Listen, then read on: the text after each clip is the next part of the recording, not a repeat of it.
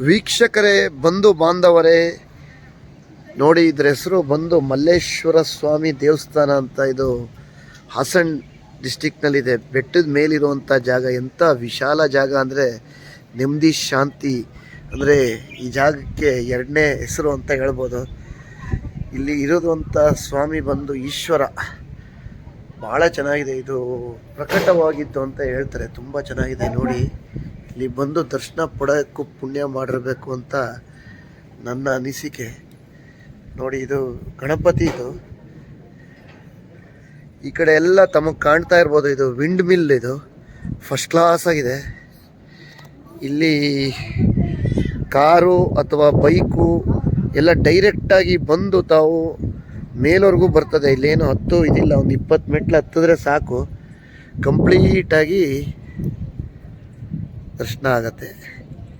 ಹರ ಹರ್ ಮಹಾದೇವ್, ಜೈ ಮಹಾಕಾಲ್, ಹರ ಹರ್ ಮಹಾದೇವ್, ನಮಃ ಶಿವಾಯ. ಇದು ನೋಡಿ 2015ರಲ್ಲಿ ನಿರ್ಮಿಸಿದ್ದು ಅಂತ ಹಾಕಲಾಗಿದೆ. 1/1/2015. ಇದು ವೀರಭದ್ರೇಶ್ವರ, ಕಾಲಭೈರೇಶ್ವರ ಅನ್ಬೋದು, ವೀರಭದ್ರೇಶ್ವರ ಅನ್ಬೋದು. ಈ ಕಡೆ ಬಂದರೆ ನಾಗಸರ್ಪ, ನಾಗದೇವ.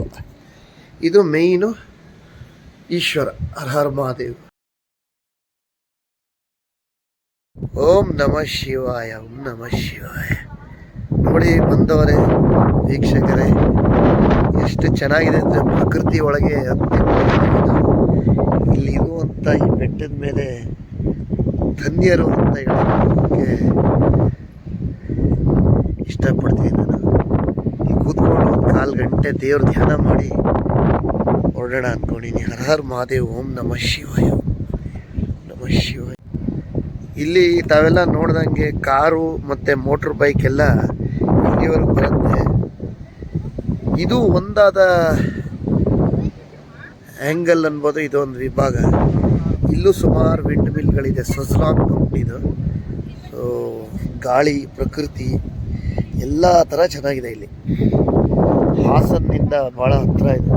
ಮ್ಯಾಪ್ ಹಾಕ್ಕೊಂಡ್ರೆ ತೋರಿಸುತ್ತೆ ಮಲ್ಲೇಶ್ವರ ಸ್ವಾಮಿ ಅಂತ ಅಂದ್ಬಿಟ್ಟು. ಹರ ಹರ್ ಮಹಾದೇವ್, ಹರ ಹರ್ ಮಹಾದೇವ್. ಸ್ನೇಹಿತರೆ, ಇದು ಸ್ವರ್ಗಕ್ಕಿಂತ ಮಿಗಿಲಾದ್ದಿಲ್ಲ. ಈ ಜಾಗಕ್ಕೆ ಬಂದು ಒಮ್ಮೆ ಖಂಡಿತ ದರ್ಶನ ಕೊಡಿ. ಇದು ಟೈಮಿಂಗ್ ಬಂದು 9ರಿಂದ 3-3:30 ಕ್ಲೋಸ್ ಆಗಿಬಿಡುತ್ತೆ. ಹರ ಹರ್ ಮಹಾದೇವ್, ಓಂ ನಮಃ ಶಿವಾಯ, ಮಲ್ಲೇಶ್ವರ ಸ್ವಾಮಿ ದೇವಸ್ಥಾನ.